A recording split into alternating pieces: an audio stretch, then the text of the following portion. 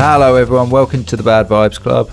My name is Matthew de Saint-Giraudeau and I will be joined in this episode as per usual by Andrea Franchi. This episode is episode 9, second to last episode, and we're looking at Peruvian Indigenous contemporary painting. We'll talk about that word order in the episode. Andrea does a really good job of introducing, kind of framing the whole episode and introducing the text. Well, we kind of both introduce the text, but the text we're going to include are personal cartographies of a Huitito mythology, which is about the artist Rember Yarikani, and that is by Juliana Borea from 2010, and an article that Andrea translated actually, so this was originally in Spanish, called Metzakene, Designs and Identity of the Shipibo-Konibo People by Favaron and Bensho and Pedro Favaron. And Favaron and Bensho is herself a Peruvian indigenous contemporary painter, and she works with her partner, I think, who is Pedro Favaron. Oh yeah, that's what I wanted to say. So we do actually mention it at the end, but we have a Instagram these days, which is at 10_texts on Instagram. And through that, you can find our link tree, which is linktr.ee/10_texts. But yeah, just go to the Instagram, give us a follow and have a look at that. And you will then find direct links to all of the podcasts that we've ever done. So the sculpture series and the painting series. And we are now on YouTube, Spotify and Amazon podcasts, as well as Apple Podcasts and, various other smaller distributors. I just wanted to say that. Give us a like, give us a follow on Instagram, Apple Podcasts or Spotify or wherever you get your podcasts. Give us a review. That's always really helpful. And give us a rating. Thanks so much for listening. I will join you at the end.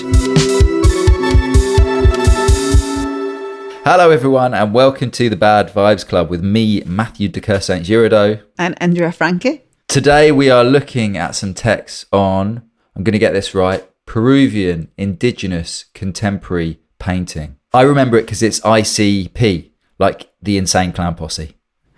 That's just to be clear, there's no aesthetic connection between the work we're looking at and the Insane Clown Posse, but ICP is a good way to remember it. But Andrea, this is kind of your episode, as it were, and you wanted to introduce it, so I'm going to hand over to you. Yeah, so bear with me because this is going to be a bit long, but Matt can cut it out or we can re-record it if it gets too much. So this is the episode that I wanted to do the most when we decided to do a series on painting. But I also felt it had to be quite at the end because I wasn't really sure on how to do it. And I'm still, quite stressed about it somehow. So first, there's going to be a little bit of an oversharing on why I wanted to do it. And I think I want to do this oversharing because I think it's important to frame this in terms of being a student and kind of like experiencing the world as a student for me, and how maybe this can help relay this or like give people access to this. So I'm Peruvian. I think I've said that quite a few times before. And there's sort of like two trauma stories. It's like a trauma plot podcast. So one of them is a few years ago, I was doing my PhD in Latin American Studies in Manchester.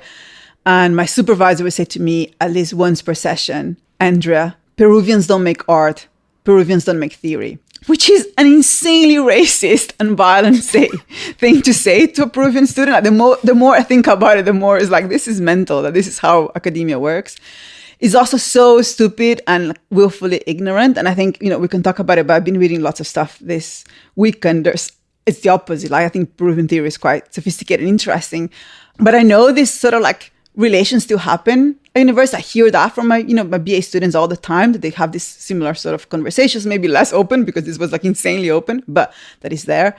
And just to be clear, I didn't finish my PhD. I didn't quit. I was quitted because I was forced to quit. That is something that I carried me and I'm always going to carry forever. That voice repeating that in my head. And the other thing, which is more recent, is that I just did this year-long teacher training at the university where I teach. And it's mandatory, so all academic staff have to do it if you have a contract, and also admin and technical staff usually do it. And we had it was like horrible. Again, I think I talked about how horrible it was as I was doing it, but there was a session on positionality, and I hate positionality, I have massive problems with it. But the way that it was positioned there was the positionality was the only right way to engage with text from other places or art from other places. And I'm going to unpack what other places mean. But I brought all these texts from like, brown and black theories that are very critical of positionality. So it's not like a personal thing. There's like a whole intellectual, political critique of positionality. And there was someone in the course who was someone who is from the inclusivity and diversity team, who is a white European woman, just putting it there. And she turned to me and she said, positionality is a university policy, and we consider that being critical of positionality is being racist. What to me was like, this is exactly the point of this whole thing. And I'm going to, again, come back to this idea of like stupidity and ignorance and how, those things, like, this kind of, to me, these racist positions exist to defend the right to be mediocre and the right to be ignorant, I think. So one of the things that we had to read, for example, was a text. And I'm going to put it out there as well because I want students to understand that when you read this is not an example, right? So we read as an example of like good text. It was like a text from an academic from the same university that I teach. And it's a text where she starts and she says, I'm writing this and I'm going to this residency in this African country, but I'm a white, upper class British woman, this and this and this. And then it goes on and it's just like the most racist, skin crawling descriptions of her experience at that place. And the way she talks about people and the way she talks about their work is just like so horrific. But the way it was taught in that course is like, this is great, because it doesn't matter that she said that, because she made it clear that her position is that she's like, she's like this white. So, what else can she do other than perform? This is like her performing the honesty of her position, which is, again, insane and should be like a sitcom episode in itself. So that's what it comes to this, right? So why this episode? Because what I realized in those trainings is that I was there with all of other people that teach and work with students, and they were like learning that this is the way to do things, and they were going on and teach people that this is the sort of thing. So, I had this a lot, hearing people say to students, or like students saying to me, they're doing something incredibly problematic. They'll be like, oh, it's okay, Andrew, because I'm writing a positionality statement because that's what I've been told to do. It'll be okay. Like, it's not racist. I know that I'm a white person. It's fine that I say these things, which is absolutely not the point. And I wanted to say that there are lots of other ways, there's lots of different intellectual histories and methods and approaches. But what they do is they require that we face the awkwardness and the horrific negative affects and the kind of frustration with yourself and the fear. And I think what positionality does is it cleans everything from negative affect. And I think that to me is the problem. So the problem with positionality in art school, and bear with me, I'm almost there, is that, and it's I think it's quite specific to art school. I do have friends and family who work in social science, and I do think they have a much more sophisticated understanding of positionality as the beginning of like unpacking something. But the way that it's taught in art school, I think, is just to protect this kind of like willful ignorance and mediocre of this universal subject. And the universal subject to me is always a choice, and it is a subject that is constructed as white, male, middle or upper class, citizen, cis, etc. But I don't think, it's not like your identity defining. People choose to occupy that. It might be easier for them to occupy the position or more difficult, but it is just a subject position that you choose to occupy. And what positionality does is it gives you two paths, and they're both great for the universal subject. So you have one path, which is you talk about your privilege, you wrote your statement, no one can criticize you anymore, your willful ignorance and your racism, because you're trying so hard. You wrote 3 sentences about your background, gender, and ethnicity, and what else does people want with you? You're a victim. You're a victim of like your privilege. It's very hard. We all should feel sorry for you. And the other one, which I think is also quite problematic, and I think positionality reinforces it, is that the universal subject can only talk about the universal because it can't access other things. A poor person. And what happens then is you have the other, and the other is the only one that has responsibility and can talk about the other. And the other cannot talk about the universal. Like, no one wants to know what the other talks about the universal because the other doesn't have the experience and the position of the universal. But what you do is like you talk about all the universal things and you talk about the canon, and then you get the other to come and sprinkle a little bit of like otherness that you can't access. So how do I think about this personally? So I think the path to me, and Matt can agree or disagree because we haven't had this conversation before, but I am really interested in the idea of parochialism So the idea that they're always already not a universal, there was never a universal. And I know it can be, there's a lot of mourning for a lot of people that are still like thinking about how the universal and the canon was amazing, but that was never real, right? Like they're assuming there was like a Western canon that hold the center and everything happened around. It was always parochial shit. And there's like a basic structure of colonial power. And it was always existed just to enable people to be ignorant and to kind of like take advantage of what that ignorance allow people to do. But if we're all embrace of that we're all parochial, they're all in the borders, that they're not center, then things become a lot more fun. They're risky because we're all ignorant, but we cannot be willfully ignorant. You know what I mean? You can own it and be like, oh, I can't know everything, but I have to be willing to embarrass myself by owning my ignorance. And we can all be ignorant together, and we can all like embrace the instability and uncertainty. And we have a relationship where like we're constantly, I don't know, we do this podcast and like after 2 or 3 months of a podcast, there's always like, oh my God, can you believe we said that? Can you believe we didn't knew that? Can you believe, you know what I mean? And that there's something about that embracement of this different way of like doing the work and doing the knowledge. So sorry, this was incredibly long, and I hope I try really hard to make it make sense. But I just wanted to have like this larger framing because we are looking at something quite specific, which is, I don't know how to use the word order again. So it's like the Peruvian indigenous contemporary painting. And to the point that I had to translate one of these texts for Matt because it's very hard to find things in English that's a good about point to it. make, actually. So there's like a thing about access. And I just wanted to talk about, just framing is like, why do we think we're entitled to talk about these things, or why? Because I think those are the questions that come up from people that come from these positionality backgrounds. Like, why do you think you can talk about these things? Or like, well, I would say, why would we do an episode of painting and not force ourselves to expand our idea of painting is? And I think the scene, the kind of like the scene of painting that is happening in Peru with indigenous contemporary painting, but also the theorization of that, it's so interesting and exciting. And I really think about it in a way that is not just like including, but it has a potential to really make us rethink or expand the ways we think about painting, or rethink, or like, bring questions that apply to painting in a larger context. So that was my general introduction. I don't know, maybe do you want to talk about something more general before I introduce the two texts? Well, in a way, I just wanted to clarify. One of the things you said to me, and maybe you can rephrase my paraphrase of what I remember you saying, is that you don't know much about Peruvian Amazonian indigenous contemporary art. And from reading around, I now realize, there's a kind of historicization of Peruvian culture, which is mainly about, I guess, the city and the Andes, right? So that other indigenous people who are from the Andes, which is the mountains. That's right, isn't it? The Andes. Yeah. Yes. Yeah, okay, just checking. And then in general, in Peruvian culture, not for loads of historically specific reasons, which maybe we'll get into and maybe we won't, but the Amazon was almost not, I don't know if it was ignored, but it wasn't written about and kind of theorized and brought into the center of culture in the same way.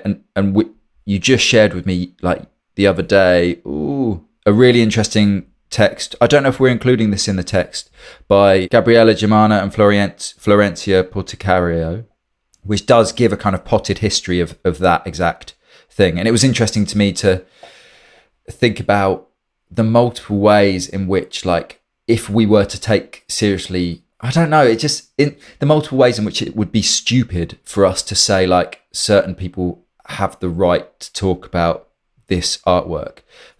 Like, one thing that I think is really fascinating and really, like, switched it for me was when I started reading the writing about... Yawarkani? Yeah, exactly. So how do you say his name? Rember Yawarkani? Yawarkani. This person is really interesting in history, and we'll get into that as well, but is very much like a hugely famous artist on, like, global contemporary artist. And, it's interesting the way he speaks about his relationship to indigeneity, his, like, identity as an indigenous person in relation to art. But also it would be really stupid to kind of restrict our discussion to his work as though he were, I don't know, a representation of indigeneity or something. It would be completely missing, like, most of the way that his work is absorbed, which is through massive exhibitions in massive white-walled galleries in big cities around the world. And the same with, I don't know if we're actually going to look at this artist, but is it Sarah Flores? Yeah. Yeah, who's, rep by White Cube. And I don't know, it just seems so like, I just felt confronted so immediately by my like prejudices and assumptions around what Indigenous art means, which is so funny because I don't think I had that when I was looking at Emily Cam Nware in that previous episode, just because she's an Aboriginal Australian.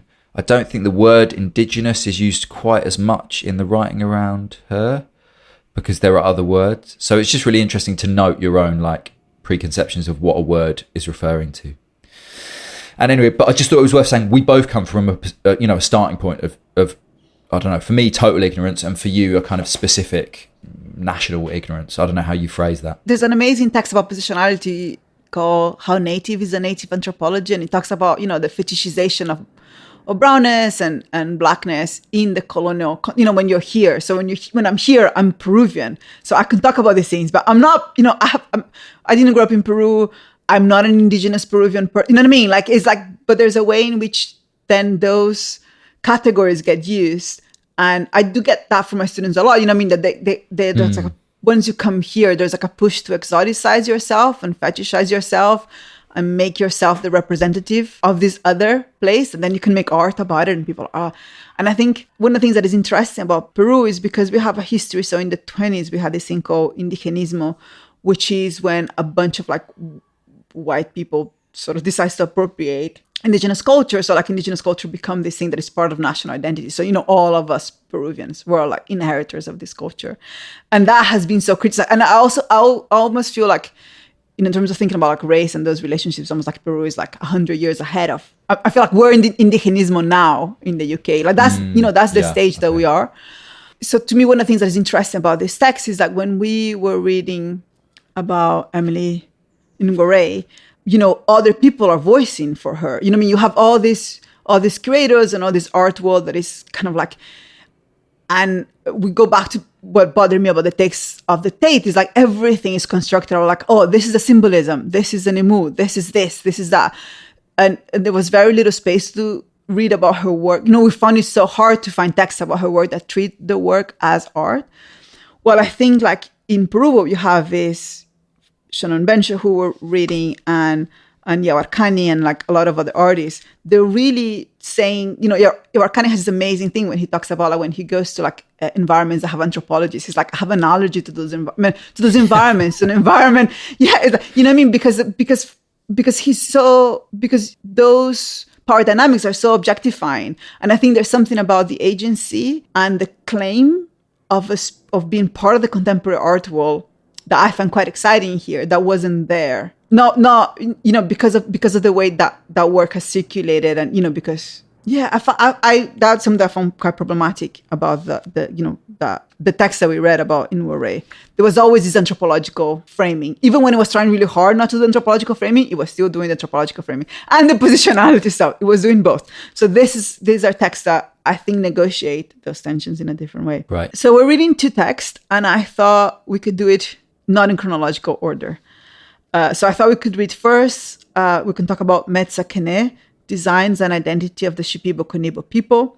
And that's a text written by Pedro Favaron and Shannon Bensho. And Shannon Bensho is a Peruvian indigenous artist from Shipibo-Konibo. But she went to art school, which I think is super interesting. And I think kind of like there's something really interesting about the way she talks about her practice, and she's going to talk about like painting in the Shipibo-Konibo context. And then the other text is Personal Cartographies of a Witoto Mythology, Rember, Yawarkani, and the Enlarging of the Peruvian Contemporary Art Scene. And that's from 2010, so that's older. Sorry, the Shannon Bensho text is 2020. And that's written by Juliana Borea. But Juliana Borea is an anthropologist who's based in the UK now, and she collaborates a lot with Rember. So they do a lot of stuff together, and they now write together.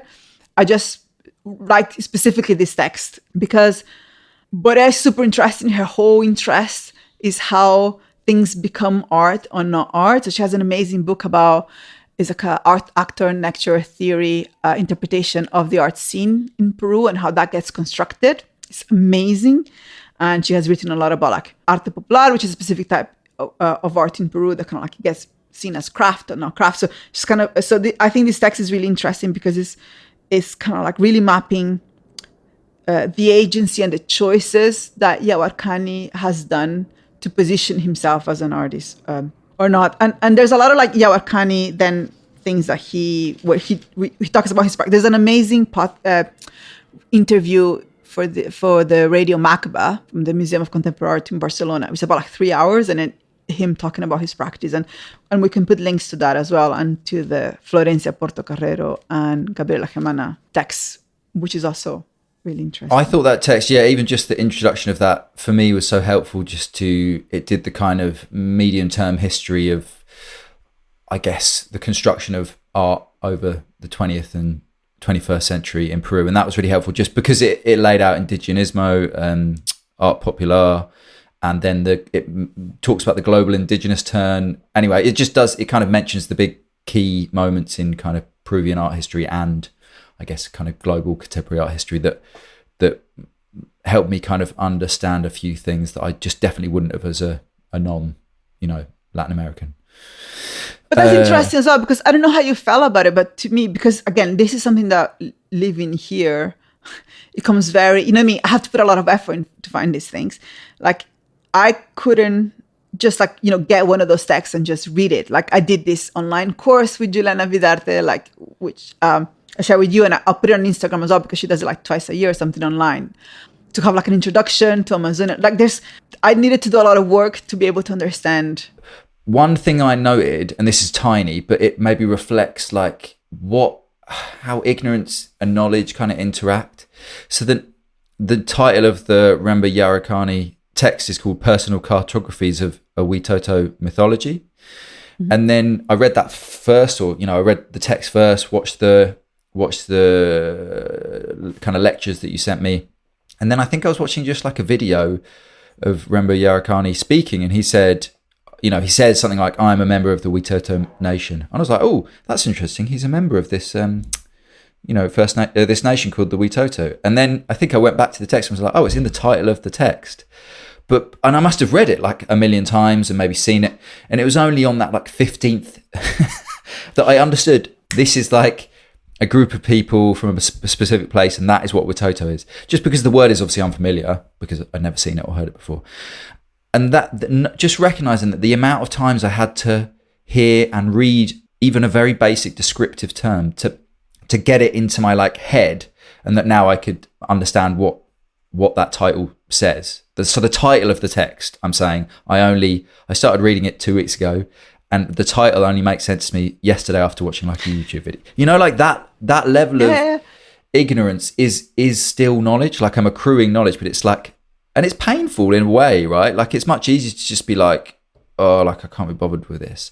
So it's been a really lovely, the work's super interesting, and I kind of it was pretty easy to kind of get on board with the work. Like all of the artists that I saw, some of those I just thought was great. And then the Kene stuff is really interesting, like this particular pattern from the Shipibo-Konibo.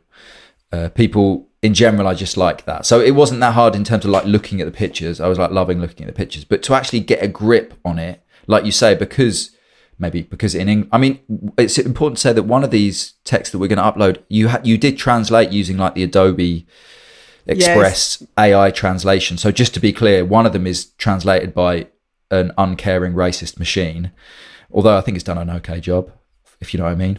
And then the other one, I did check it, and I thought this is okay, but I do feel, I don't know, I have a massive conflict about it, but I wouldn't have time to translate the whole thing. But of course, yeah. Yeah, so thank you for finding all that, because you did all this work. There wasn't, for various reasons, I didn't do that, and I probably couldn't have helped that much. So thank you. So should we let's do what we normally do, because let's not make this too special. Let's just go through the text and we'll get to where we want to get. All right, so the Metzakene text first. Yeah, I think so. What do you think? Because I think the Yawarkani kind of like then expands more somehow. I feel like it's nice to kind of, to me, the Metzakene text is more concentrated on this specific practice. And then the other one kind of like gives you a better idea on how that relates to contemporary art world in general, in a sense. Yeah. There's something expansive. Yeah. Yeah. Okay, cool. So I haven't taken notes for this. So have you got quotes, and then we can run through? I did take notes on the other one. Okay, cool. So I have different things that kind of like start appearing because I was interested. So something that I put at the beginning is like I was interested in the pedagogy of it. So potentially the next episode is about pedagogy in painting, and something that keep coming back to me in this text. And there's this curator or historian called Maria Eugenia Yila Miranda, and she had this thing when she talks about Kene, and she talks about kind of the material and visual context and how they're framed as a collection of meaning and sensibilities. And I was trying to kind of like take that apart. And to me, it's about how, so Favaron and Bensho is trying to explain what Kene, and people should Google it. It's like a very specific type of abstract, I'm going to call it abstract art, or like it's quite symbolic and is really interesting. But she's trying to kind of like let us know what the symbols or what, what the drawing, what the process mean. But she's also over and over talking about, how it's taught, how it is learned, what is its role, the different roles it has in the community. So right at the beginning, it has this thing. So she's talking about, how you learn from it. So it says, in the first paragraph, when a Shipibo woman knows her grandmother's way and keeps practicing them, when she recognizes different medicinal plants and barefoot treads the earth her parents once walked, she's not someone lost in the world without identity, without a path. She knows where she comes from and where she's headed. And there's a lot of really interesting thing about Kene. One of them is in the Shipibo-Konibo tradition. It is something that is taught by grandmothers to granddaughters and sometimes mothers. So painting is a woman's labor, which I think is already quite interesting. And the pedagogy of it is through like this matrilineal lineage. Is also related to the earth. So if you want your daughter to be a painter, you feed her certain vegetables, you kind of like do certain rituals. So you not only like learn to, you're not just like being taught, oh, this is how you hold, this material, this is how you make things. It's like, there's a whole process of like cultivating certain plants and learning what plants you should drink, and like, preparing these drinks for this child to like develop these skills. And I thought there was something lovely about that in relation to pedagogy. That is like a pedagogy that goes kind of beyond, or has a different embodied relationship and has a different tradition. So that you're doing this thing that, yes, it is contemporary art, but it's also something that is part of a larger culture, that you're repeating these things that are, it's the way that knowledge is transmitted and is the way the ethics are transmitted. There's all these other things that are happening in the background that are not necessarily immediately visible in the work. Yeah, I think that it was really fascinating text, and there's Kene embroidery, there's Kene painting, and I think that what's interesting, if you look at the work of Favaron and Bensho, it's mostly there is, and I'm now looking, and maybe this is more recent work. There are kind of standalone geometric design works, but lots of the work, especially that are featured in the paper, are kind of figurative works, as it were. They picture things, and then Kene is almost like the way that color operates, right? So like they're like almost like filled in drawings of people and animals and trees and stuff, but everything is kind of filled in with different kinds of Kene. And so what she's describing as the Kene that's before it becomes like an art form, it's a design practice that appears in lots of different facets of life of the Shipibo-Konibo people, right? Mm-hmm. And so what's interesting is that she's talking about, I guess, her work, but she's also then going, I guess, to this slightly different thing of like how Kene features in the culture. And then she's kind of, and that's where I think it's super fascinating. She like does little figures. There's like little drawings of different designs, like the Koros Kene, which features a kind of cross motif, means one thing, and then there's Zhao Kene, this kind of long, thick pattern kind of means another thing, or it connects to another set of things like animals, symbols and stuff. But in the painting, I guess what's interesting is that in the painting, and this is what I'm saying about like having no problem with the painting, like when I'm looking at the painting, I'm just like, oh yeah, this is cool, which is really basic, but like I don't need that to enjoy it. And I guess it's enriching to know all that stuff. But there was a slight disconnect, I guess, because I don't know. And this is what's happening in the text seems to be going back to, I guess, this thing of like representing a worldview or kind of articulating the origins of these things, which because of the way that the paintings are presented, on white walls and galleries, like I'm not expecting to require all that, because it's not an anthropological or ethnographic kind of experience that I'm having when I'm looking at the paintings. It's a contemporary art experience, which is like much more like aesthetic. I mean, maybe that locks into all this stuff about the universal or something, or my parochialism, but I don't know how you felt about that. Like, was that the same for you, or did you feel like you needed this text to like look at the paintings? Or I think what was interesting, because of my Peruvianness, so I grew up in a context where Kene was still circulating as a craft. So there's something really, and to me, this text is really interesting because I have to say, I read it like so many times, and this is the first time that I actually got stuff out of it. And I think it's because I've done all this other work. I'm going to start again. The thing is, the first time I read this text, I was just fascinated with the explanation of all the different symbols. And I think I really hold on to that because it's so easy and it gives you something very... So she goes through all these different like forms that Kene uses that, you can easily recognize in the paintings or, in Kene work in general. And it's kind of like giving them context and saying, oh, this is, where they symbolize, this is where they come from. And that feels very reassuring. And I didn't know, I have in my head this imaginary, because I grew up seeing this in like craft markets or indigenous markets. You have all these fabrics and all that, and this is something that people buy and have in their houses, and you have all these different like artifacts that have these patterns. So that just gave me like a sense of like security to it. But and we can talk about it, because I think there's a lot of points here about that tension between the tourist and the art collector. That's interesting. Yeah. But this is the first time, after reading all these things and reading the Yarrakani and going back to all these different texts and going back, this time I read it and I was a lot more interested in like these other things that come to the text about pedagogy and about ethics and about, the choices of how those things circulate in the market and what does it mean. And just things like, it's really stupid, but I made a note somewhere, I don't know where I can find it, but there's somewhere when she's talking about, I have a note somewhere at the end that says very Marxist next to a paragraph. I don't know. I remember exactly what that's about. But I keep thinking about Pollock, because these things are like quite big and they're like super geometrical, like beautiful. And then you start seeing the videos of when they're produced, and they're produced without any sort of, they directly produce in the fabric. And it's like, it's kind of mental, the level of like geometric sophistication that exists there. Totally. And the use of the surface and, the way they kind of occupy space and things like that. And I think this time I read it, paying a lot more attention to that, paying a lot more attention, like, oh, how is this incredibly sophisticated mathematical skill constructed? What is the space that it occupies? There's this amazing thing. So I'm going to read this paragraph, which is in the next page, 102. And it says, things should not be made only to sell merchandise to tourists, because Kene is our ancestral inheritance and it deserves our respect. Making Kene is honoring our origin, staying connected to our roots, following in the footsteps of the elders, and remember our parents we love. One must embroider with calm in both mind and heart. For inner silence, the graphic music of Kene is born. And I kind of love that. There's like that music comes a lot in relation to Kene, and it's like the rhythm and how they organize the space. But then I wrote here is like, when is a tourist rich enough to become a collector? Like, is that the distinction? Is that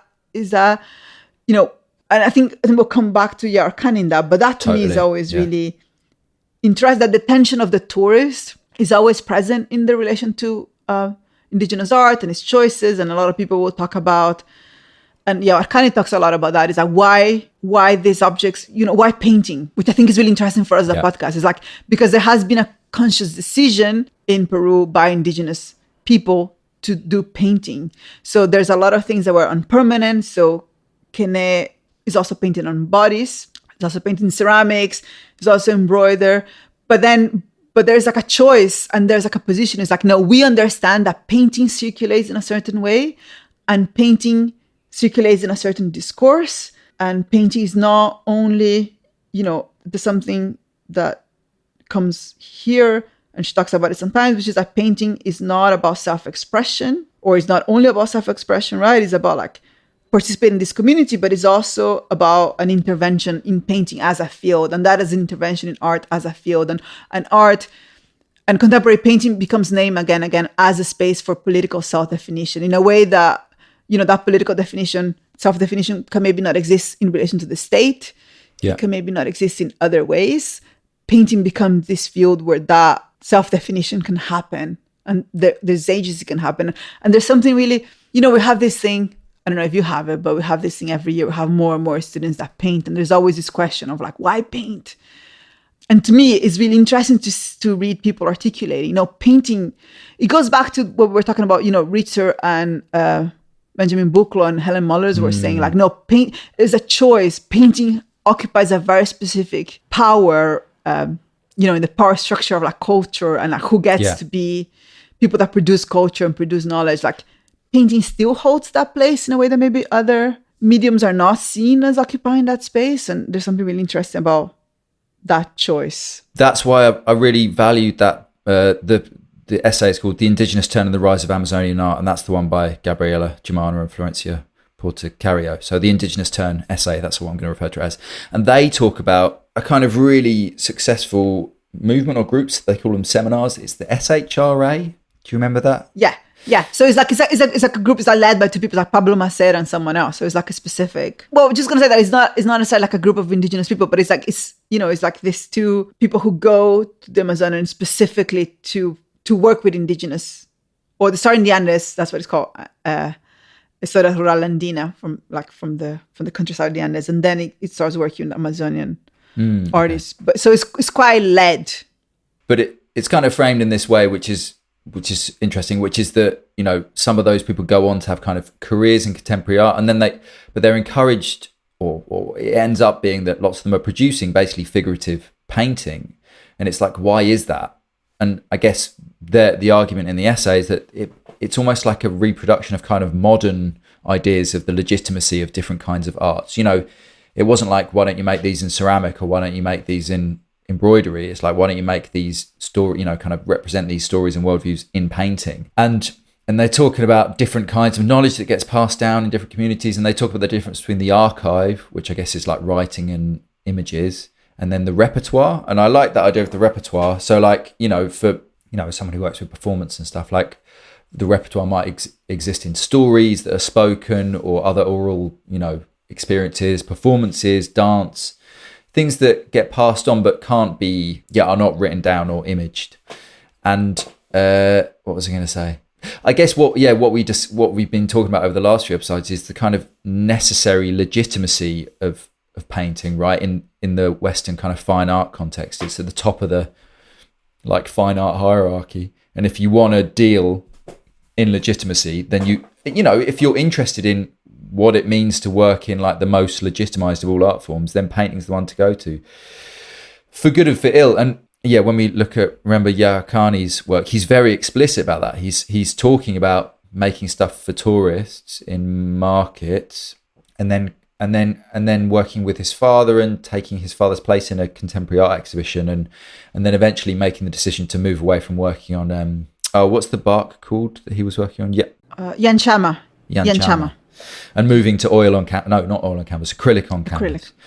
And that just being like really, really clear that he's interested in doing that artistically, but also kind of, I guess, politically, because it's about visibility and legitimacy and the ability to move things away from always having to work with, I don't know, like particular inks or particular colors or particular like things that are directly connected to his identity. No, and to refuse to perform this like out of time, out of place thing that gets demanded of the indigenous subject, right? Like the idea that it exists somewhere outside of civilization, where it's like he just has, his studio in the downtown Lima now, and he goes back to see his family, but he's like, why wouldn't I use, I think in one of, I don't know if it's in this text, but in one of the things that I was reading at some point, he's like, why can't it's fine, when a European person comes here and be like, oh, I'm going to start doing stuff in Yanchama, or I'm going to do stuff with like natural inks. Everybody's like, oh, that is so cool. You're connected with nature and something. And, that appropriation is seen as like super sophisticated. And when indigenous artists decide to use like, canvas and acrylic, he's like, oh my God. But I also, there's one where he's like, and when I got back to the city, I had to use the materials I could find in the city. It was like, it was almost like framing it as though he's like, like then you have to like go out and find stuff in the city in the way that you go out and find the roots of a particular plant in the in the forest, then you have to go out to the art store in the city and find your acrylics. And I thought that's a funny way. I like that way of phrasing it. I like that. I'm going to have to go out and search for the acrylic in the canvas. But Favaron and Bensho as well. Like, I think, you know, if you look at Sarah Flores, her page on the white cube, you know, they really are like these big paintings that are like fully embrace the kind of abstraction of the geometric designs of Keme. Whereas lots of Favaron and Bensho's stuff, it has this look about it, which, you know, in the seminars that you sent me to watch, there was this idea of cosmovision, this almost like a style of painting that some artists kind of came up with, that phrase cosmovision. Then lots of other people took it on, where it's almost like a picture that tries to articulate in images like a worldview of a community or of a group of people. And Rember Yarakani's work still kind of speaks to that a little bit, with this kind of lots of stuff he takes from myths. Whereas the Sarah Flores stuff, it's almost like it, because it's totally abstract, even though it's Kene, which obviously has particular sets of meaning to the people who know the designs, it's able to be totally absorbed into the contemporary art world as, I guess, abstract art. And you can kind of look at it in a very, like, I don't know, Western way and be totally satisfied by it. Or you could look into the designs and look into the history and so on. Whereas Favaron and Bensho, there's something about looking at the figurative paintings that's like, you have to kind of, well, I was already kind of prepared to be looking at the figurative stuff, kind of half knowing that there's probably an explanation for certain things, or they're picturing certain things that I won't know just by looking at them. Does that make sense? Yeah, that makes sense. I think that's really interesting. So, because the traditional thing is the abstraction. Yeah, exactly. So, as I understand, and sorry, I don't know you heard that, but it was like a really loud motorcycle. But so, as I understand, and people can, all the kind of like amazing curators and theorists and artists can email me and tell me that I'm wrong, and I'll put a correction. But as I understand, a lot of this kind of like model of figuration comes from the Seminario de Historia Rural Andina. So because the way they narrate it is like, you know, there's Shipibo-Konibo artists that, you know, is doing all these things. And then because this is something that's organized for people that are specifically interested in history and kind of like registering traditions and community and history, then the tension of the figurative enters in a certain way, which I think is super interesting. And I think then, you know, artists deal with it in different ways. So there's like other Shipibo-Konibo artists like Olinda Silvana and Cordelia Sanchez that I worked with before, who are part of this big collective called Sonoma, and they're like Shipibo-Konibo artists that work in Lima, and they do paintings and includes figurative things, but they also do these big murals. And there's some amazing text again in relation to painting, explaining why, you know, what the mural does in terms of like the public space and kind of the performance of the painting in public and things like that.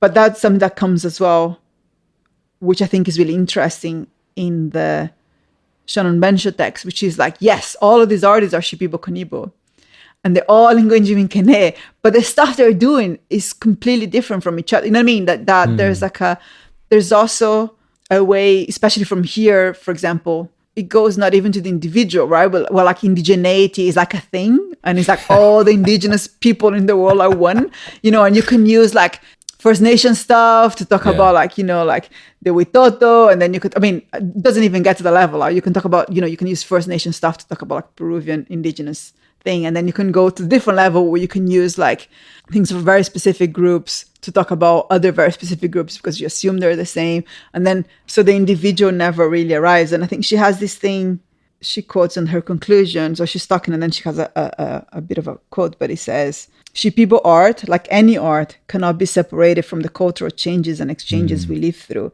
Each designer reflects her own processes and experience, her own way of facing transculturation.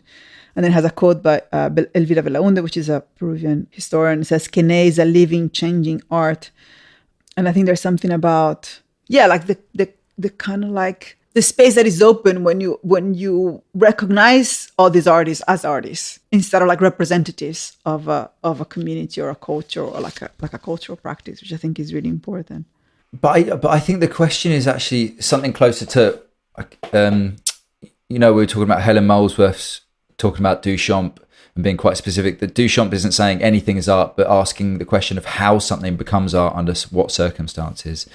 And I think there was a really interesting bit for me, and again, that other essay, the Indigenous turn, which mentions that because lots of Andean artists had been associated with art populaire, they found it, I mean, I'm kind of abstracting this, but they found it quite hard to enter into contemporary art after the global Indigenous turn. And it was actually much easier for gallerists and curators to position Amazonian artists in contemporary art spaces because they weren't associated with this movement from the 1970s art populaire. Arte popular is like a term from this, like, I'm going to say mestizo art that kind of like mixes Andean indigenous traditions with colonial traditions. And it usually circulates it has traditionally circulates as a craft. And then we have a Dictatorship by Velasco, who kind of like makes the mestizo the subject of the nation, and like the Andean mestizo the subject of the nation, which is super interesting, which is also one of the things that make race in Peru function quite different.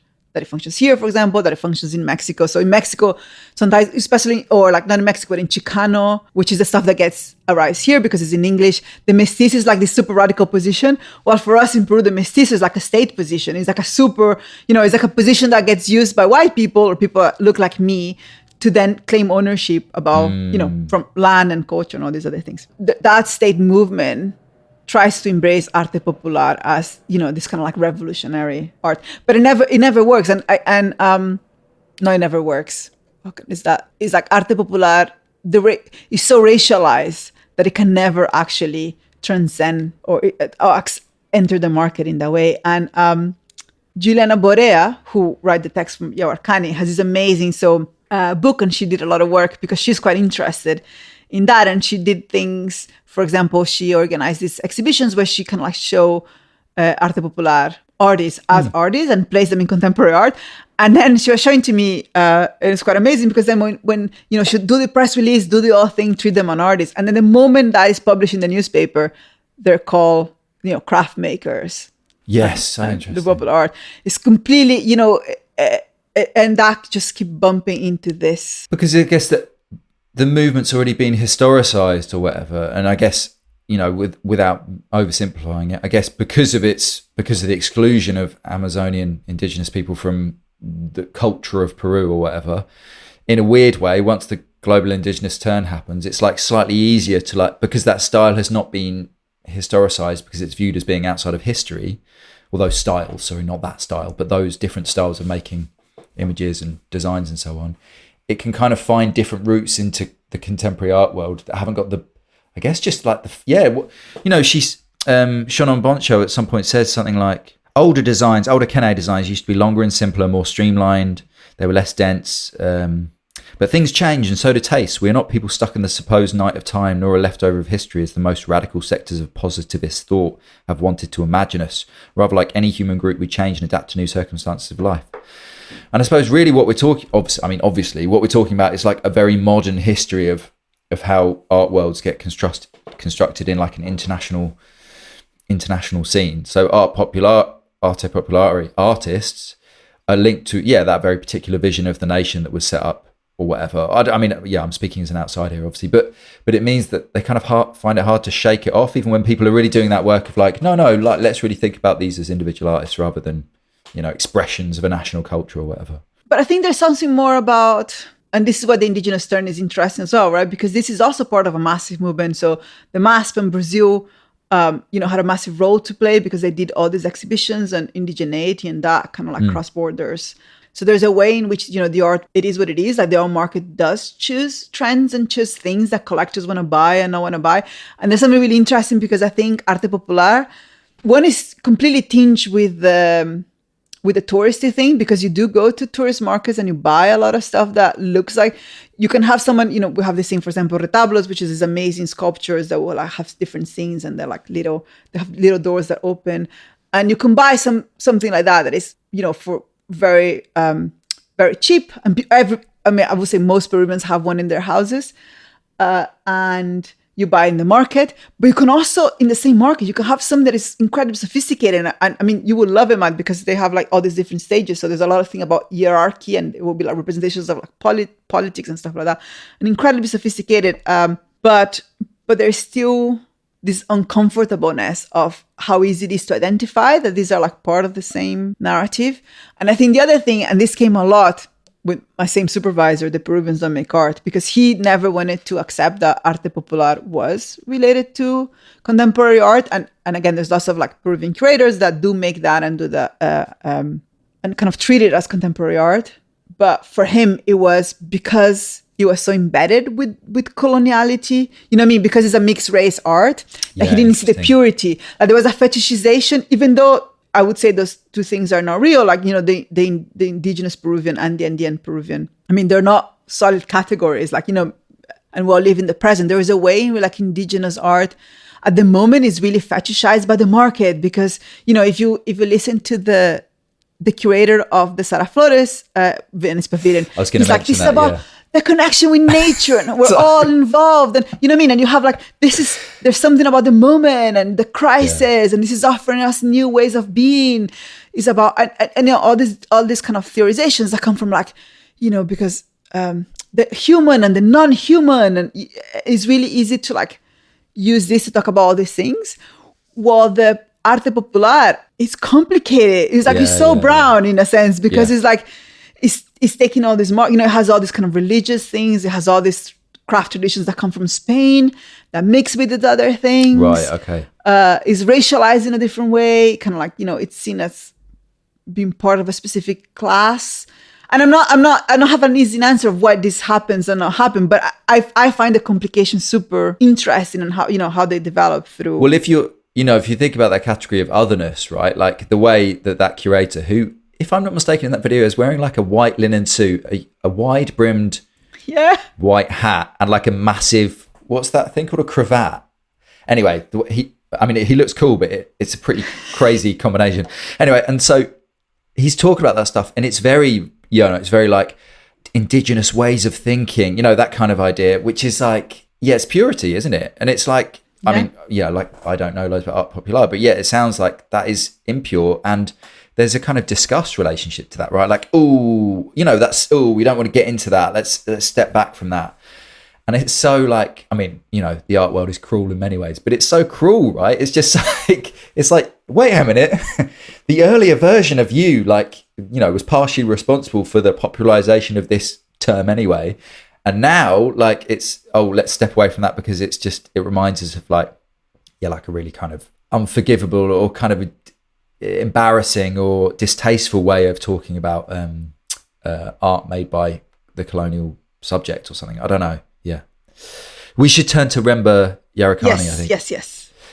Okay, I did take notes on this, so I've got quotes as well, so I can join you in quoting. Where did you want to start?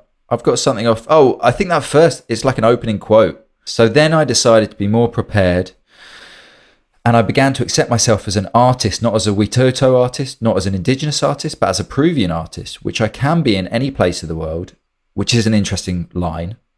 And I thought that I had something to show, and that you had something to learn if you wanted to. And that's from 2008, which is obviously, you know, almost 20 years ago. So being prepared to what? Like meet the art world and the Peruvian artist, which can be in any place of the world. Whereas maybe you can't be a Witoto artist, or you can't be an indigenous artist in any place in the world. So this kind of recognition that, like, you know, like the nation state is still the defining feature of like the international scene, which, you know, the word international suggests that. And then the notion of like, kind of like, I guess being strategic or really making decisions around like how you position yourself as an artist. And that, you know, we're talking about positionality right at the start of this thing, and that being very different to like saying like, this is my position, sorry, I can't help myself, but this is just who I am. Whereas he's saying like, you know, basically like, I am these things. I am Witito, I'm indigenous, and I'm Peruvian, and I get to choose how I kind of use these at any given moment to position myself in relation to, you know, a kind of bigger set of institutions or something. So I thought that was interesting. So maybe if I can combine quotes from the first 3 pages, just to make, because I think they kind of like address the things that we were saying just before. So it kind of like talks about how Borea, what the article is doing. So the article also analyzes Yarakani's discourse and performance in making himself a contemporary artist and his receptivity in the Limeño art scene. Yawarkani's trajectory will be examined in relation to new agents, strategies, networks, and narratives that aim to provide more established visibility to Amazonian contemporary art in Lima's art circuits, a new art agenda in which Yawarkani participates and thus shapes, which I think is important as well. You know what I mean? That this is not something that is constructed and people occupy. This is something that is co-constructed the whole time. And then she's talking about like an experience in Peru and kind of like describing, walking around and it has... So Barranco, which is a kind of like a gentrified neighborhood in Peru. Barranco, Lima, August 2008. I wake up and turn on the radio. Barreto, a currently famous band that uses Amazonian rhythms, is playing. I have to do some tasks at City Hall. I walk there. I pass by Neo Mutatis, a hipster clothes shop and fashionable dress with Andean and Amazonian designs is hanging in its display window. I keep walking and suddenly I stop. Red letters announces an exhibition of Rember Yawarkani in the art gallery, 80 square meters, art and debate. In the main square, a group of Shipibo women are selling their seats necklaces. I don't know how to speak English anymore. Necklaces, thank you. But I thought it was really interesting because we're just coming from, Favaron and Bensho text about, the Shipibo-Konibo painting. And I just it was really interesting to make this visible, that this has not been a transformation. It's not like, Shipibo-Konibo painting and work is now part of the contemporary art scene. Like that this kind of like different ways in which these things are valued and different people navigate how they kind of like are allowed or can construct themselves in different ways is a tension that is still exists, that is alive, that is there. And then from the next page, so she's talking about like, kind of like, it's like an introduction to a history as well of Amazonian art. And she said, in this arena, native leaders acting as political actors have put their cultural symbols in motion as index of authenticity. Never before had Amazonian symbols of culture been empowered as assets or put on display. And I think to me, that is also something that comes, when you're saying like why not arte popular and indigenous art, is because like this has also been something that is organized through a political perspective. Like, the indigenous group have organized and have to resist, occupation of the Amazon and exploitation. And like, there's all this violence that happen in Peru to Amazonian people in different ways. And there's something about understanding as a political actor the force that being part of the art world can give in terms of like visibility and articulation and things like that. I think that quote from just before where the writer's kind of saying 2008, she wakes up and like there's lots of kind of Amazon stuff in the culture, right? And I think that's really interesting as well, because to think about this idea of like how something enters the international contemporary art world, that level of visibility where it's kind of cool in the culture. Like it's like, oh yeah, people are kind of nicking stuff for their clothes designs, and like the music is popular from a certain culture and so on. Like that is not visible to me in 2026 looking at Sarah Flores's work in Venice, right? And it doesn't need to be visible to me at that point. And in fact, it's kind of like better for Venice or better for the experience if it's just like this kind of cool, pure experience of like whatever the curator is saying, like connectedness with non-humans or whatever. But the reality of it is that it, like this stuff happens in the national culture, in the urban center of Lima, which happened like whatever this is, what's that, 18 years ago. And that was another interesting thing for me, like thinking about the like, these kind of like moments at which it becomes popular in a certain place, and then when then it's plucked from that. The plucking doesn't happen from like, it's not like the curator of the Venice Biennial show wanders into like a certain community and it's like, you come with me, we're going to Venice. It's like this kind of long mutating history of that, exactly, like bound up in bigger things, like about the kind of there's something in this about the shift from social class to ethnicity as the defining feature, or not ethnicity in general, but indigeneity as the useful political category for indigenous peoples. Suddenly realizing that actually it's an asset to be able to talk about yourself as belonging to a certain people from a certain place, that making claims over territory and having a culture and stuff like that becomes a really central part of that category in a way that maybe it was different when it was like, I'm part of this social class. And that's the kind of long history of this stuff, which is not visible when I'm first looking at when I'm looking at Rember Yarakani's latest work, it kind of doesn't require that, which is strategic on his part, I think. Because all the work featured in here, in the essay, because when is this from? 2012 or something? 2010. 2010, yeah. Yeah, this work looks much closer, because it's all early 2000s work. It looks much closer to the stuff that other artists are doing, where there's a kind of, like an attempt to represent myths and worldviews and a set of beliefs about like animals and stuff in the forest. And then he really shifts in the late 2000s to a way of painting which is much more, I guess, there's monotone backgrounds, there's clarity between, there's often like only one or two figures in the paintings. And then now, like, it's even changed, further than that. And I can't actually remember I was going to look up who it reminds me of, just some random like Canadian artist or something. And I was like, oh yeah, I don't know, you just see the evolution of the work happening very, very quickly, even within the works they show in the text. Yeah, it's really, so he had a show in London last year. Where was that? And it was kind of amazing. I'm not remember. It's like a gallery that I've never been before. Yeah, Josh Lilly. And it's super. And this one of the reasons I wanted to talk about Yarakani is because the last Venice Biennial, so not this one, the one that was created by the director of MASP, which I forgot his name. There was a lot of like really, really, quite I think fair critiques. There was like a fetishization of indigeneity, but it was really interesting because even the texts that were like really kind of nasty and sort of racist, like the Dean, what's his surname? Like the Dean Kissick. I was talking about. Yeah, Dean Kissick. I have massive problems with that text, but even him would be like, oh, but then but then you got to like the Yarakani work, like both Rember and his dad Santiago, and you were like, oh yeah, this is like incredible weird painting, like these people are, these artists are doing something with painting that is like completely kind of incredible, and it doesn't matter if they're like indigenous or not, which was really interesting. And to me the show in London was really interesting because I have, and this is, I'm going to be super honest, and I'm going to say it in a way that I hope if Rember ever listens to this, he won't get offended, but I find those paintings really, like, it takes me a while to get them.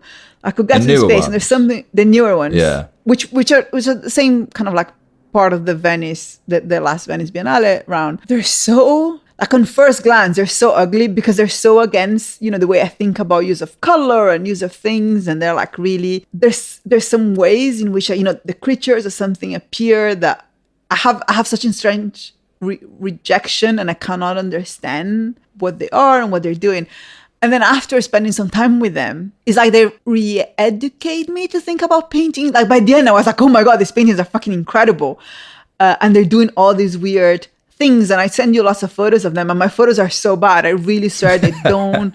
The paintings are really bad in my photos. But the paintings are actually, when you're in that space, they're doing something quite incredible. And it's something quite, I don't know, like unique in the way that like they're thinking about space and the way he's using color. And it feels like he's doing all these things that would be very big no's. Like, if that practice had developed inside of art school, I think people would have been like really like, oh, are you sure? We get that crits all the time. And I feel like critters sometimes are so like, I don't know, maybe like internal creatures as well, but like, they will say things like, oh, have you thought about color? Is like, oh, have you thought about, color pair, have you read color theory? Are you using, there's all these assumptions of what like a good painting, how a good painting engages with all these different things that I think would never, that work wouldn't have developed that. Yeah, I think a classic thing you could imagine someone saying in a crit would be like, oh, it's very illustrative. And the way, there's videos of him painting, it's very much like outline and then fill in,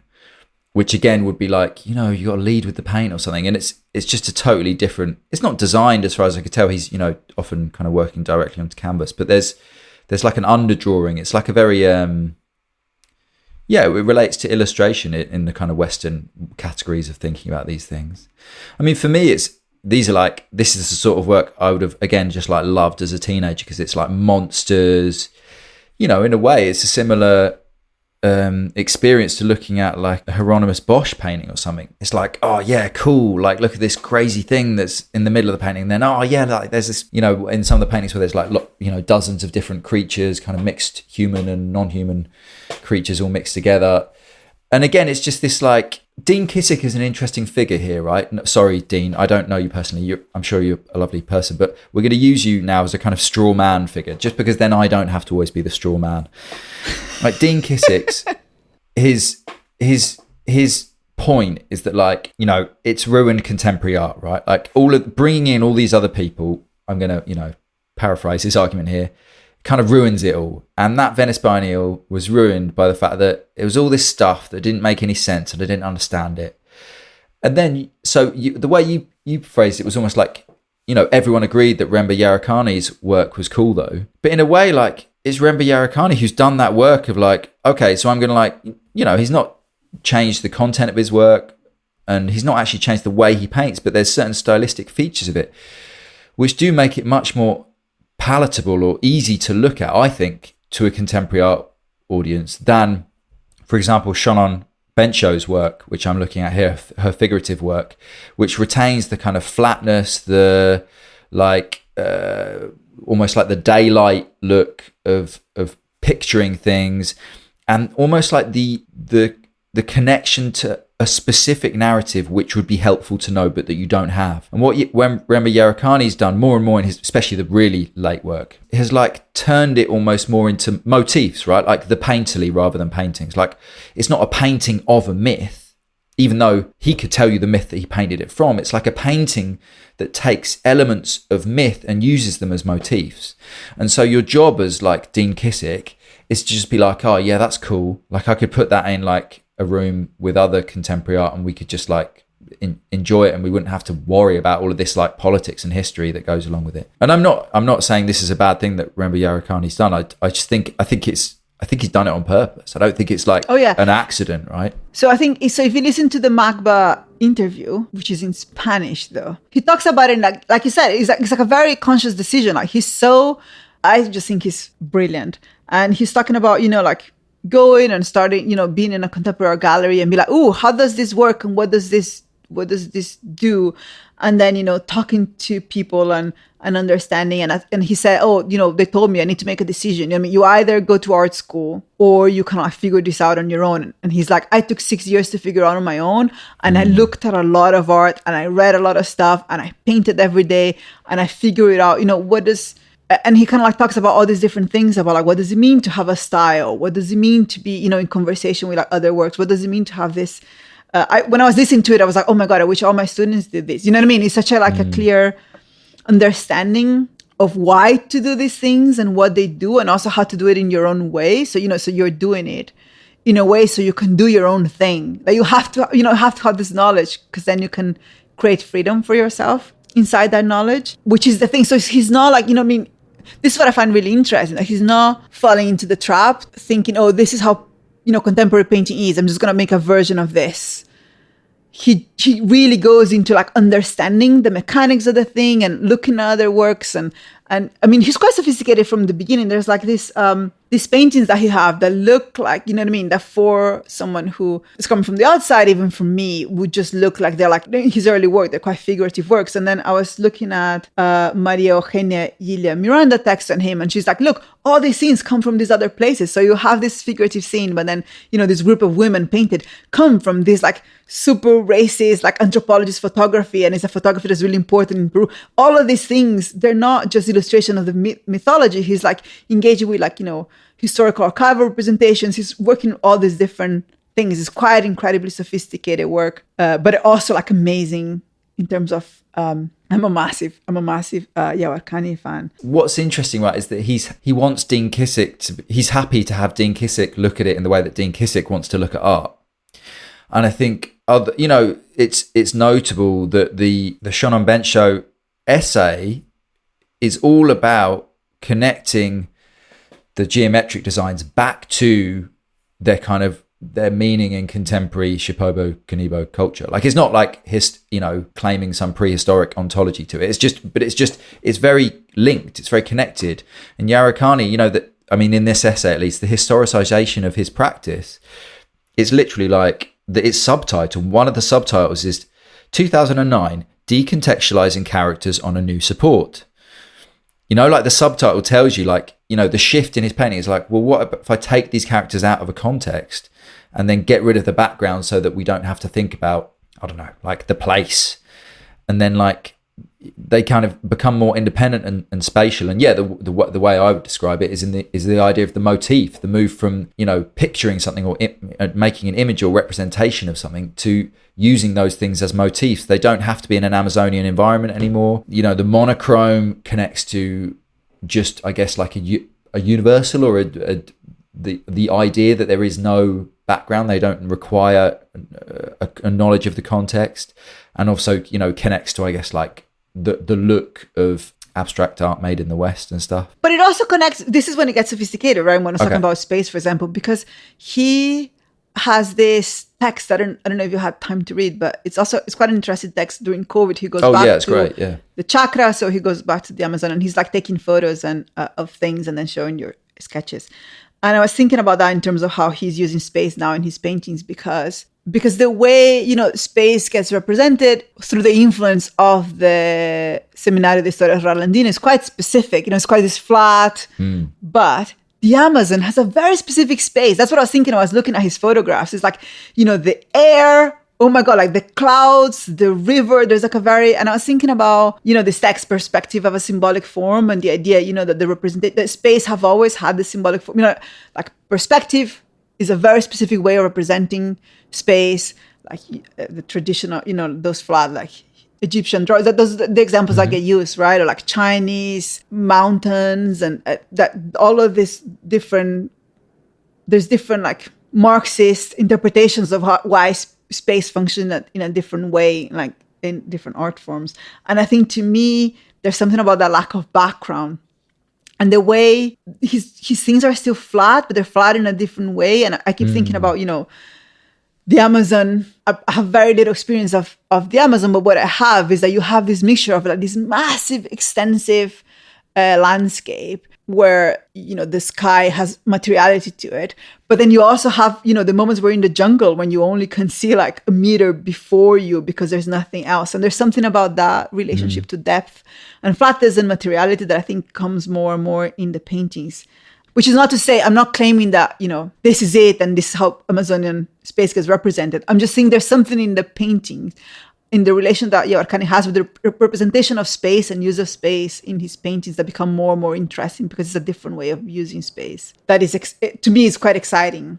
And it's one of the things that make me excited about the painting. I'm like, whoa, what is actually happening here? But the thing I wanted to go back, which goes back to this thing that we kept coming back, which is like the way, like why are these things circulating in a certain way or valued in a certain way? But I also wanted to think about all the stuff that I read this week was amazing because I keep the Florencia as well text. I keep marking things. I keep saying, which is like a lot of this week. I was just all the time reading things and being like, oh my God, I'm so Peruvian. I think I'm like smart and I have this other thinking about like race or positionality. Is not. It's just I'm just Peruvian. This is like it comes from like a very specific intellectual tradition, which is slightly disappointing for me, but also it's kind of nice. So on page 72, Borea says, these 4 consecutive milestone exhibitions that put forth a polycentric perspective of what art and contemporary art are have generated a strong impact on the conceptual and artistic landscape of Peru by enlarging the cultural and artistic arena. This art scenario that is more encompassing of difference is the result of new curatorial discourses and strategies, adequate venues of display, key sponsors, political support, renewed feelings of nationhood, and a growing arena of intercultural art production. And this was interesting in the sense of like, yeah, what is the opposite of positionality and like this weird, you know, inclusion to absorb or inclusion to be like, oh, it's fine, this identity is included now. And it's about this idea of like, how do you think about these things as the work to enlarge the art, what art can be, and then to kind of like make it more encompassing of difference and make it understand difference in a certain way. And again, that this is something that has to be on purpose, that it has to be, is about discourses and strategy, and it has to be, you know, is infrastructural support, and is about money, and is about like the politics of it, and that all these things work together. And that's the thing that I find annoying. But to me, positionality is a refusal to do that work, well, this is the work that actually needs to be done. And I'm going to say, I'm very shitty in this. It's not because I think it needs to be done, but it has to be ethically done, because this is the moral thing to do. We have to include everybody. I think it needs to be done because it's a lot more interesting, because like the art world that is encompassing for difference is so much more fun and sophisticated and intellectually exciting than this other way of restricting what is in, what is out, in a sense. I mean, positionality is, in the way that you've framed how our employer sometimes frames it, like it's silly because it just is very stupid, isn't it? Because it doesn't really think about how change happens. Like, but it doesn't want change to happen. The whole thing, it is constructed like that because it doesn't want change to happen, which is sad and true. We should finish up soon because we've been going for quite a long time. I just wanted to do the quote because we've been talking about tourism, and there is a quote in here about when Rember Yarakani, so young Rember Yarakani learned to paint in order to sell his works to tourists. His father taught him and his siblings what and how to paint. These works depict Huitoto traditions on a natural surface, the bark of the oye tree named Yanchama. According to Ilya, sorry, I don't know who that is, since the 1980s, native groups have been using Yanchama as canvases for painting their culture in response to tourist affluence and resulting demand for souvenir production. So that is such a specific way to begin making art, right? And yeah, like you said earlier, this question of like, when does the tourist become the like collector? And again, I just think it's really fascinating to we were talking before we started recording about what happens if art students think of themselves as commercial artists and how that would even be facilitated within the academy. Well, actually, I guess in Rember Yarakani's particular history, that is how he starts off. He starts thinking of as, I guess, an image making practice as a way to make things that people can take away from markets and, that he can sell at markets. So it is interesting to think about, okay, this is an artist who's from the beginning of his career and his training has been able to think about those two things in tandem and not have to separate them out in the way that we sometimes do at art school, which is like, yeah, you're not going to sell anything here, so why don't we focus on like, you and your practice and what you want to do in relation to contemporary art as this kind of autonomous field, or this the fantasy of contemporary art as an autonomous field. Whereas for Rember Yarakani, there's no distinction necessarily, just from his personal experience, between like what you want to make pictures of and how to sell them and who buys them. It's like those things are always there, and you can think about them in different combinations and with different weightings, I suppose. But he's always been able to think in that way, which I don't get to think about that. I do not get to think about the commercial position of my artwork because I never sell artwork. So I have to think about other things in relation to the art world. I don't know, maybe I'm oversimplifying it or something. No, but I think it's really interesting because I think it's like, I think it's an interesting, sometimes try to frame this so I don't offend anyone, but sometimes students think about the market, they really want to be in the market, which is totally fine. And I think, Yarakani, again, on the radio talks about a really interesting way. He's like, first I wanted to be like, I want to be able to pay myself 3 months to just do my work. And I want to be able to pay myself 6. It's like he's really thinking about labor and like, and survival. And I think I love that Latin Americans are happy to talk about money and all these things. I think we should all do that. I think it's quite a privileged position to not have to, think about the things. But I think what happens with my students in the market a lot of times is the students are interested in the market because it gives them a illusion that they can hold to their naivety. That the idea of the market is that, I'm going to do whatever I want. And because I'm like a super special person, the market is going to find me and then I'm going to make money out of it.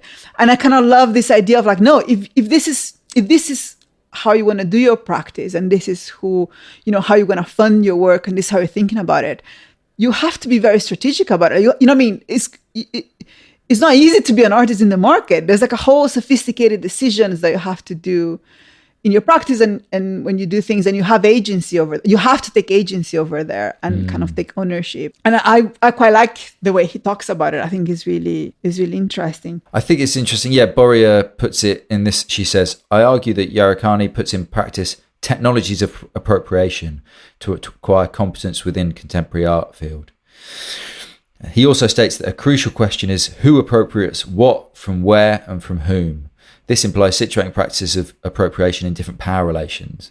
And I guess that thing of like, being an artist, you know, I've always kind of thought about being an artist who's not got personal wealth to fall back on.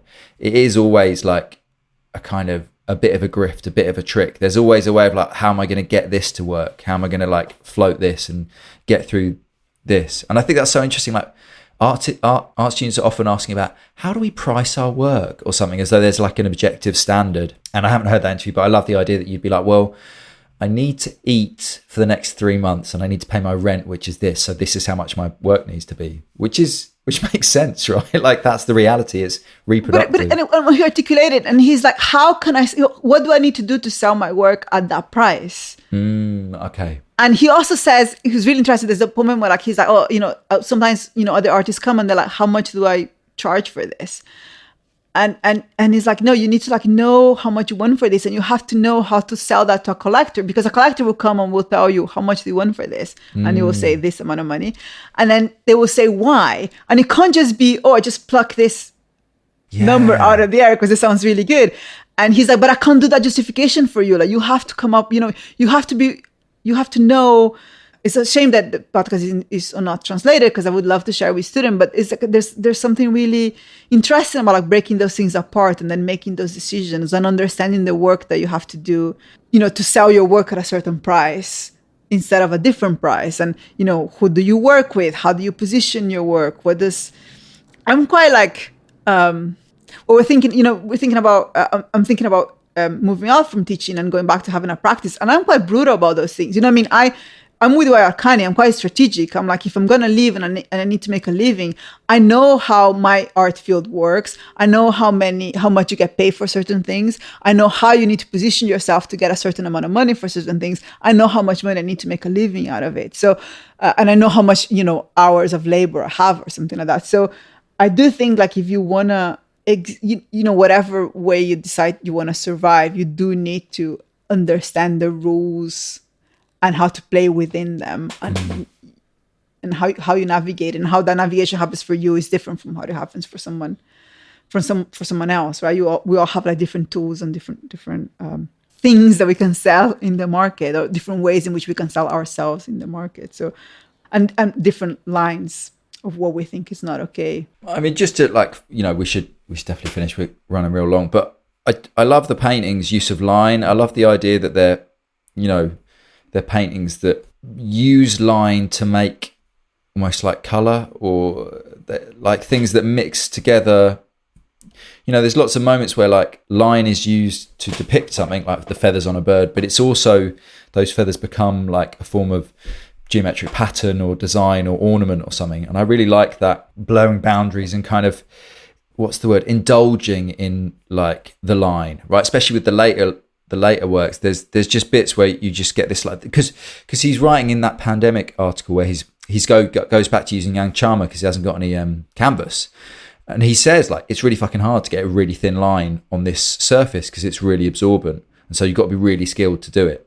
And you know, he obviously has that skill, but it's also just really satisfying to see someone being able to like handle a paintbrush in that way. The videos of him painting these like tiny little lines on, even when he's painting on canvas, are like really amazing. And they come out in, you know, it's just some of my favorite sort of things to look at. Like a really, really thin line on a really big piece of art is really satisfying. I mean, in that sense, there's an element of like Dali or something there, like just in this terms of like the Salvador Dali. I hate Dali so much. So yeah, that's fine. You don't need to like no. Dali, Christ. But like Dali, one of the reasons he was very, very successful as a commercial artist was because he was seen as like incredibly skilled for being able to make like these paintings that were tiny with so much detail. And there's an element of that here where like the painting, especially as later, like they really make a feature of the skill of the artist in a way that's like, even to me, who's someone who loves ugly shit art, I'm like really engaged with like the level of skill and the level of detail and the level of ability to handle the paint with these very fine brushes and stuff. But I love what you said, because it's like it's not only having the skill, it's the choice of making the skill visible, right? That is a choice in itself. You can choose, if you're very skilled, you can choose to make the skill invisible, and you can also choose to make the skill visible, or you can choose to make the skill visible at certain levels, right? You can do something that people that know will be like, oh my God, that is so incredibly hard. But people that don't know will be like, oh, my kid can do that. or you can, you know what I mean, that there's different ways in which you're also choosing how you perform that painting quality, in a sense. Yeah, and it's a really careful thing as well, right? Because to think back to something like the craft art distinction in a 21st century art context, if you lean too much on the way of articulating your practice in terms of skill and craft, then you get dumped back into the craft category, right?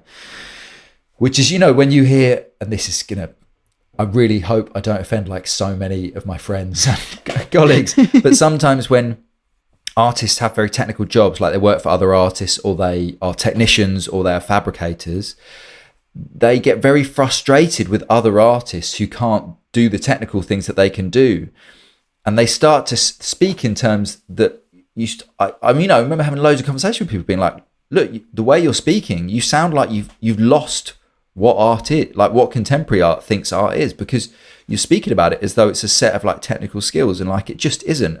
And I think you knew that before you started getting really annoyed at all these artists you're having to help. Oh, they turn up, they haven't got any drawings, blah blah blah. It's like, yeah, that's how it works, man. They've got no fucking clue, and you're gonna have to make their work, and then they're gonna make all the profit off it. And of course you're gonna be resentful for that. But that if you misarticulate what art is, then you get dumped back into, well, you're just a technician, you're just a craftsperson, you're just a maker. And so it's a fine line to walk. And I think that's, again, like something that he's obviously done very well. And he's been really sophisticated in his handling of like what's skills relationship to contemporary painting and stuff like that. Can I read one paragraph just to finish? Yeah, let's finish with this one. It's the perfect paragraph to finish, I think, what we're trying to do and why we're doing this podcast. And it goes back to the idea of how to talk about these things. So this is page 78 and 79. This fact motivated me to explore how Yawarkani's exhibitions were divulged. The formula was the same. While the curatorial text communicated hybridization and contemporarity in the exhibition space, the promotional reports reinforced stereotypes within local and national mediascapes. In attempting to attract people, the media focused on discourses of culture and tradition. In more specialized reviews, Yawarkani's work was scantily mentioned as part of critical writings. And this is where I highlighted.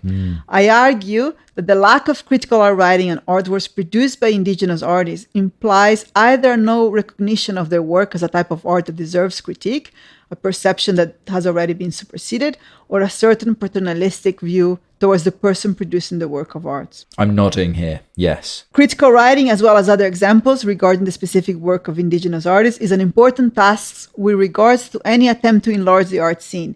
It entails a demystification of the untouchability of the indigenous artist and the location of him, her, in a more grounded art sphere. Yeah, totally.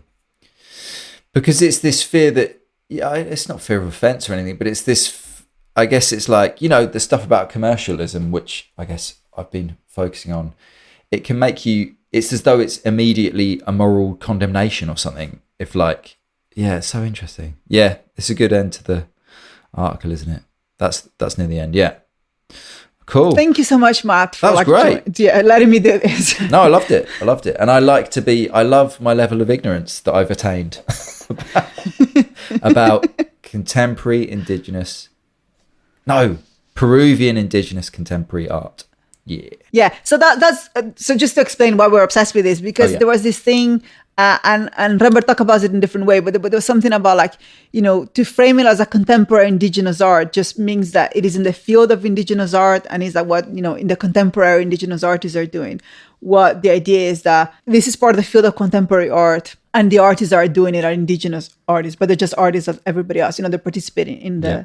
But because in Spanish, the words are usually in a different order to mean different things, my brain finds it really hard to remember in the right order. Like, I agree with that interpretation. I just find it hard to not... yes, that's so interesting. So if you were trying to do that in Spanish, you basically reverse those words anyway. Don't say that to me, because I haven't written in Spanish anywhere, and I don't even know that happens. But because that's something that usually happens. And then the other thing to say is, yes, so there's a bunch of really interesting creators and artists and texts around this.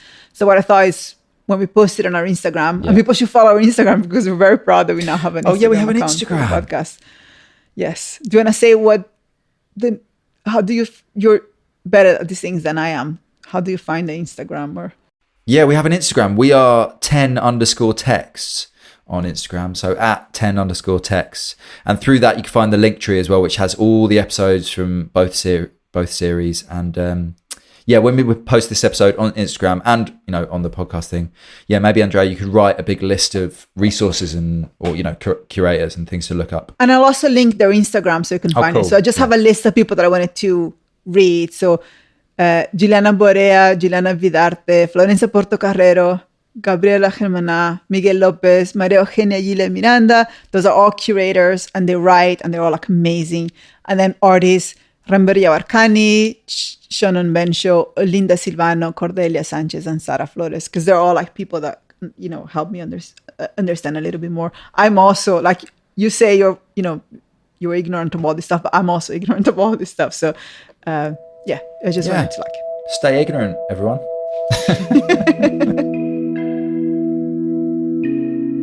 Thank you so much for listening. Thanks to Andrea. She did a lot of the work on this episode. And Andrea obviously wanted to kind of thank and shout out all of the people that she spoke about at the end of the episode. What we're going to do in the Instagram post for this episode is just give you all the Instagram handles for those people as well. So you can kind of do your own research, a bit of follow up on your part if you're interested in this stuff. I really, just on a really fundamental level, the paintings that I looked at in detail of Favaron and Bensho, Sarah Flores, who's another artist, a Kene artist that we mentioned in the episode, and Rember Yavarkani are just really fantastic and just really enjoyable. Even if you just listen to this episode and have a brief flick through the text and then look at that art, I'm sure you'll get a lot out of that. So I hope you enjoyed it, and we'll be back with the last episode of 10 Texts on Painting, probably just before September. So Andrea's off to Brazil for a bit, and I'm looking after my kids in Suffolk for a while. So we will get back together just before the end of summer, and we will do an episode on painting and pedagogy. So hopefully